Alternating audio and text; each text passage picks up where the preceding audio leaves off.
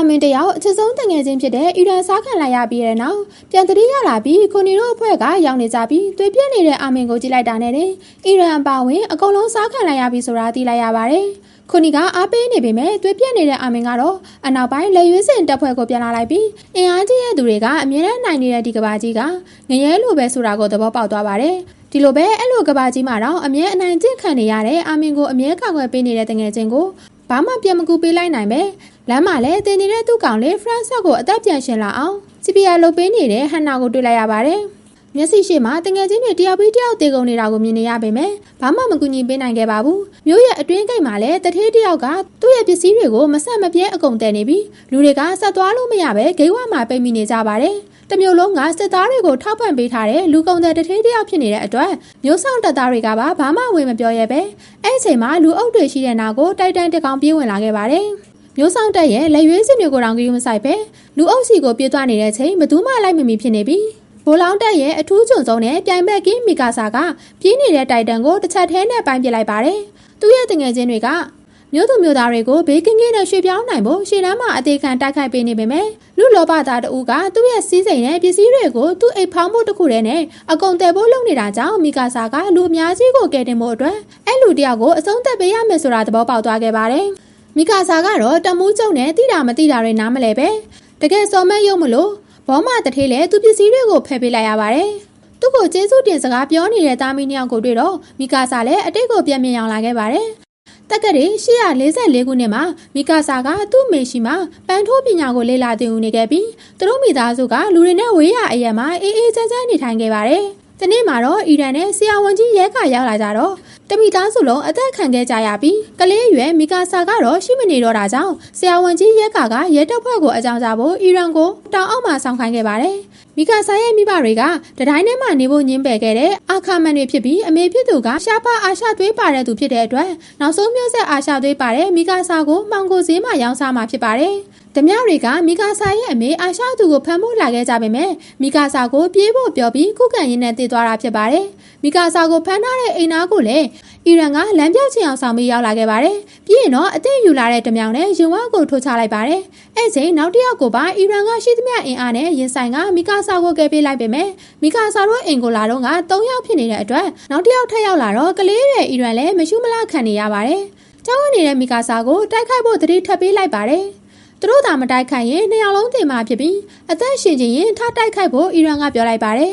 ။မီကာဆာလည်းဓာတ်ကိုကောက်ကန်လိုက်တဲ့မီကာဆာရဲ့အတွေ့အထဲမှာအင်အားကြီးတဲ့သူကအမြဲတမ်းအနိုင်ရနိုင်တယ်ဆိုတဲ့ရက်ဆက်လုံးနဲ့ဒီကဘာကြီးရဲ့အကြောင်းကိုတွေးမိလိုက်ပါတယ်။ပြီးတော့တကူလုံးတုံရီနေတာတွေရပ်သွားပြီးဘာမဆိုလုံးနိုင်နေဆိုတဲ့အတွေ့နဲ့ခနာကိုတစ်လျှောက်လုံးထူးဆန်းတဲ့စွမ်းရည်တွေတိုးလာသလိုခံစားရပြီးမီကာဆာရဲ့အင်အားကပြောင်းလဲသွားခဲ့ပါတယ်။ရန်သူရဲ့နှလုံးသားကိုအနောက်ကနေတစ်ချက်တည်းထိုးချလိုက်တဲ့အတွက်ရတပ်ဖွဲ့ဝင်ရောက်လာတဲ့အချိန်ပြန်မေးသမားတွေတယောက်မှအသက်မရှိတော့တာကိုတွေ့လိုက်ရပါတယ်။အီရန်ကတော့ရဲတွေရောက်လာတဲ့အချိန်ကိုစောင့်နေအချိန်မီတော့မှမဟုတ်ပဲသူကလူမဟုတ်တရိတ်ဆန်တွေကိုရှင်းနေတာလို့ပြောပြလိုက်ပါတယ်။အီရန်ပြောတာမှန်နေရင်တော့ကံကောင်းလို့ဒီတခါအသက်ရှင်သွားတာဖြစ်ပေမဲ့လည်းမီကာဆာကိုကဲမလို့လုပ်ခဲ့တဲ့အတွက်ဒေါက်တာရဲကလည်းဘာမှဆက်မပြောတော့ပဲအဲ့ချိန်ချမ်းနေတဲ့မီကာဆာကိုအီရန်မဖလာလေးပတ်ပေးခဲ့တာဖြစ်ပါတယ်။ပြီးရင်တော့သွားစရာမရှိတော့တဲ့မီကာဆာကိုဒေါက်တာရဲကသူတို့နဲ့အတူနေဖို့ခေါ်လာခဲ့ပြီးအဲ့ချိန်တည်းကသူ့ကိုအသက်ဆုံးကယ်ပေးခဲ့တဲ့နှွေးထွေးမှုပေးခဲ့တဲ့အီရန်ရဲ့စကားဆိုရင်မီကာဆာကတခွန်းမကျန်နာထောင်ခဲ့ပြီ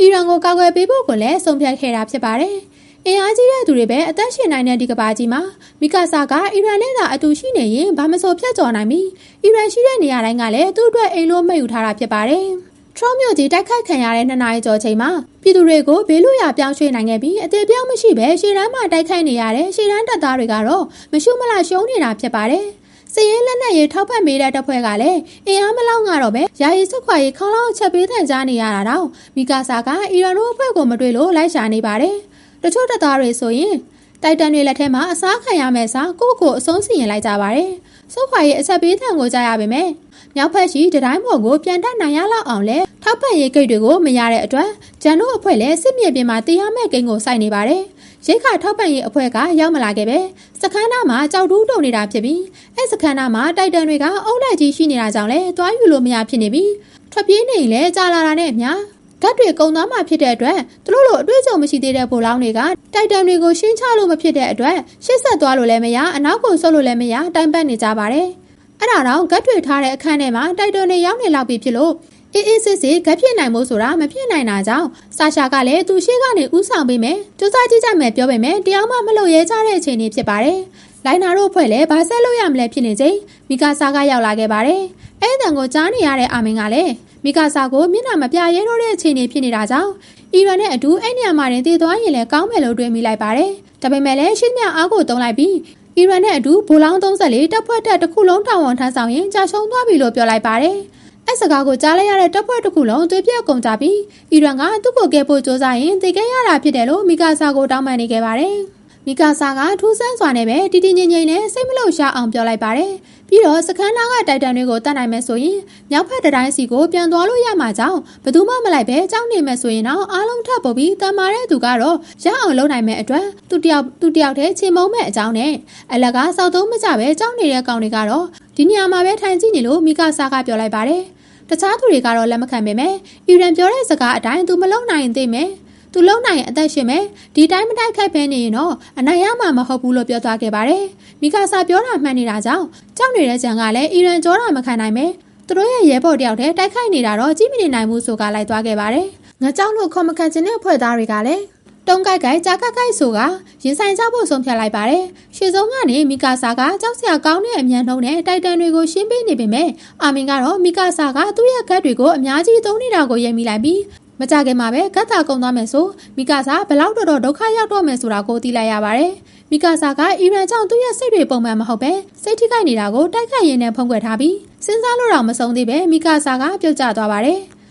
ဒါကြောင့်တပ်သားတွေကိုဂျန်ကဥဆောင်ရတော့မှဖြစ်ပြီးသူ့ရဲ့အချစ်ဆုံးအီရန်ကိုထပ်မံဆုံးရှုံးရတော့မယ်ဆိုတဲ့စိတ်ကြောင့်မလုံမရှက်တိုက်တဲ့အစားခံမှုပြင်ထားပါတယ်။ဂတ်ကုံသွားတဲ့အနေနဲ့မျက်စိရှိမှတပ်သားတွေတယောက်ပြီးတယောက်ကြားနေတဲ့အတွက်ဂျန်ကတော့ထွက်မလာခဲ့ဖို့မတားမိတာသူမှားပြီလားဆိုတဲ့အတွေးနဲ့တာဝန်ခံတယောက်ဥဆောင်သူတယောက်အနေနဲ့ဖြစ်ဖို့ရောထိုက်တန်ရဲ့လားလို့တွေးမိနေပါတယ်။လှပလုံးပြီးရက်ဆက်လာတဲ့ကဘာကြီးမှာအသက်ဆက်မရှင်တော့လဲမီကာဆာလည်းတေဖို့ပြင်ထားလိုက်ပေမဲ့သူ့ရဲ့ခန္ဓာကိုယ်ကအလိုလျောက်ရွေရှားနေပြီးအီရန်မရှိတော့တဲ့ကဘာကြီးမှာအယုံပေးလိုက်ပြီလို့ထင်နေပေမဲ့အလိုလျောက်တိုက်ခိုက်မိနေတာကအီရန်သူ့ကိုပြောခဲ့တဲ့စကားအတိုင်းလက်မလျှော့ပဲတိုက်ခိုက်ရမယ်ဆိုတာကိုမှတ်မိသွားပါတယ်။အဲ့ချိန်အနောက်ကနေတိုက်တန်တကောင်ထပ်ရောက်လာခဲ့ပါတယ်။မီကာဆာကအီရန်မှာခဲ့တဲ့စကားကြောင့်အရှုံးပေးဖို့ထပ်မကြိုးစားတော့ပဲသူသာတည်သွားမယ်ဆိုရင်အီရန်ကိုထပ်မမှတ်နိုင်တော့မှကြောင့်အရှုံးမပေးပဲအသက်ဆက်ရှင်ဖို့ဆုံးဖြတ်လိုက်ပါတယ်။အဲ့ချိန်မှာအနောက်ကတိုင်တန်ကသူ့ကိုယ်တော်စိတ်မဝင်စားပဲအရှိကတိုင်တန်ကိုပြစ်ထိုးချလိုက်တာကိုမြင်လိုက်ရတဲ့အပြင်ကျဲလောင်တဲ့အော်တန်နဲ့အတူအရှိကတိုင်တန်ကိုစိတ်ကြိုက်ထိုးတက်နေတာဖြစ်ပါတယ်။အဲ့တိုင်တန်ကိုမြင်လိုက်ရတဲ့ချိန်မှာမီကာဆာကတခုခုကိုစိတ်ထဲကနေခံစားနေမိပြီး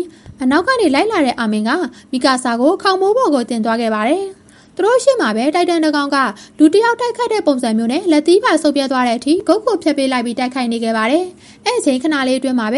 ဆုပ်ပြဲသွားတဲ့တိုင်တန်ရဲ့လက်ကချက်ချင်းပြန်ပေါက်လာခဲ့ပါတယ်။တိုင်တန်တွေရဲ့ဘယ်နေရာကိုတက်ရင်သိမယ်ဆိုတာလေအဲ့တိုင်တန်ကတီးနေတဲ့အတွက်ထူးဆန်းနေပြီးသူတို့ကိုပါစိတ်ဝင်စားတဲ့အတွက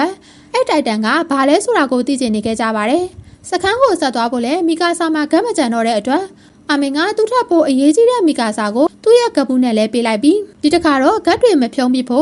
့ဒီကပ်ဘူးနဲ့အားလုံးကိုကဲပေးဖို့ပြောလိုက်ပါတယ်။အဲ့ချိန်ကျမှမီကာဆာကသူ့ရဲ့ရဲဘော်တွေကိုကဲပေးချင်တဲ့စိတ်မရှိပဲတိုက်ပွဲစီကိုခေါ်လာမိတယ်ဆိုတာမှတ်မိသွားခဲ့ပြီးဦးဆောင်သူတယောက်အနေနဲ့တာဝန်ယူခြင်းတဲ့စိတ်မရှိပဲသူကိုယ်တိုင်ကသေဖို့အတွက်ပဲပြင်ဆင်လာခဲ့တယ်ဆိုတာသိလိုက်ရပါတယ်။အာမင်ကဒီမှာသူတယောက်တည်းသေဖို့ဆုံးဖြတ်လိုက်ပေမဲ့မီကာဆာကလက်မခံပဲဘသူ့ကိုမှထပ်ပြီးတော့ထားခဲ့မှာမဟုတ်တော့တဲ့အပြင်သူ့ရဲ့စိတ်တွေတွေးဝေနေတော့မှထူးဆန်းတဲ့တိုက်တန်စီကနေလူသားတယောက်ရဲ့ပြင်းပြတဲ့ဒေါသတွေကိုခံစားမိလိုက်တာကိုမှတ်မိသွားခဲ့ပါတယ်။ဒီနေ့ကတော့အပိုင်းလေးကိုတင်ဆက်ပေးတာဖြစ်ပြီးအပိုင်း9ကိုမနက်ဖြန်တင်ပေးသွားမှာပါ။နေ့စဉ်ဇလန်းတွေကိုပုံမှန်တင်ဆက်နိုင်ရန်အတွက်ကျမရဲ့ channel လေးကို subscribe လေးနှိပ်ပြီးတော့လက်မလေးတယောက်တစ်ချက်စီနဲ့ comment လေးတယောက်တစ်ကြောင်းစီမှန်ပေးခဲ့ကြပါအောင်ရှင်။